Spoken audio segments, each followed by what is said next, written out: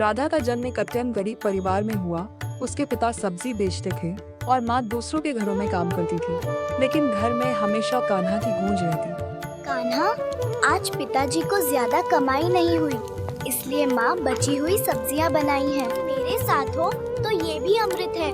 तुम भूखे मत रहना कान्हा, बस मेरा साथ मत छोड़ना। समय का चक्र घूमता है और राधा का विवाह माधव से हुआ, जो एक गरीब किसान था। संघर्ष बढ़ा, पर राधा की भक्ति नहीं डगमगाई। वह जो भी बनाती पहले कान्हा को अर्पण करती।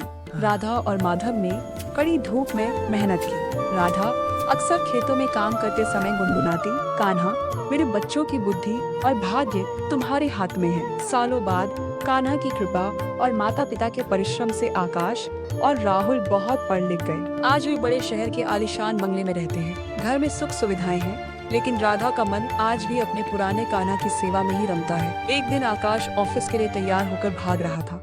गलती से उसका हाथ कान्हा के सिंहासन से टकरा गया और कान्हा की मूर्ति नीचे फर्श पर गिर गई। कान्हा, हे प्रभु, ये क्या हो गया?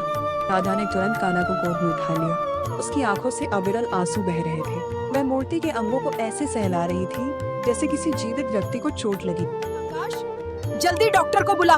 देख मेरे कान्हा को कितनी गहरी चोट आई है, वो दर्द से तड़प रहे होंगे।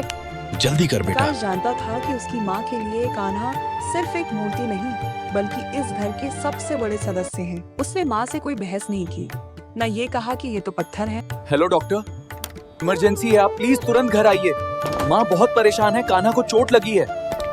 डॉक्टर घर पहुँचते हैं। आकाश पहले ही उन्हें कमरे के बाहर ले जाकर कहते, डॉक्टर साहब, मेरी माँ कान्हा की भक्ति में डूबी रहती हैं। माँ बहुत परेशान है।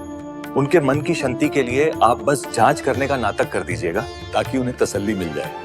डॉक्टर मुस्कुराते हुए अंदर जाते हैं। राधा ने कान्हा को फूलों की शैया पर लिटाया हुआ है। डॉक्टर मजाक के मूड में अपना स्टेथोस्कोप कान्हा की छाती पर लगाते हैं। अगले ही पल डॉक्टर के चेहरे के भाव बदल जाते हैं।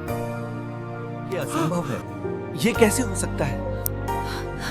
क्या हुआ डॉक्टर साहब? माँ की तसल्ली के लिए डॉक्टर कुछ बिना बोलिए। कुछ बोले स्टेथोस्कोप आकाश के कान में लगा देते हैं। आकाश सन्न रह जाता है। मूर्ति के भीतर से स्पष्ट आवाज आ रही थी, धक धक धक धक। फिर राहुल और माधव भी वही धड़कन सुनते हैं। पूरा परिवार आश्चर्य के मारे कांपने लगता है। वे समझ जाते हैं कि माँ का विश्वास कोई भ्रम नहीं बल्कि सत्य था। सभी लोग हैरान परेशान होकर कान्हा की मूर्ति को घेरे खड़े थे। तब राधा आगे बढ़ती है और सबको एक एक करके डांटती है, हटो, पीछे हटो तुम सब। यहाँ क्या भीड़ लगा रखी है? मेरे कान्हा को सांस लेने में दिक्कत, उन्हें ताजी हवा चाहिए। ठीक है, उन्हें ताजी हवा वह सबको किनारे हटाती है और शांति से स्टेथोस्कोप लेकर खुद कान्हा की छाती पर लगाती है।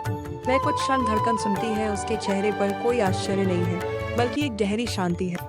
अब ठीक है, धड़कन अब बिल्कुल सामान्य चल रही है। बेकार में तुम लोग घबरा रहे थे और कान्हा को घेरा हुआ था। वह बहुत सहजता से कान्हा को ढंग देती है और धूप जलाने लगती है। डॉक्टर और उसके बेटे वहीं घुटनों के बल बैठ जाते हैं। उन्हें समझ आ जाता है कि जिसे वे पत्थर समझ रहे थे, वह राधा की भक्ति के कारण साक्षात जीवित हो उठा है। सार जहाँ तर्क खत्म होता है, वहाँ से श्रद्धा और भक्ति की शुरुआत होती है।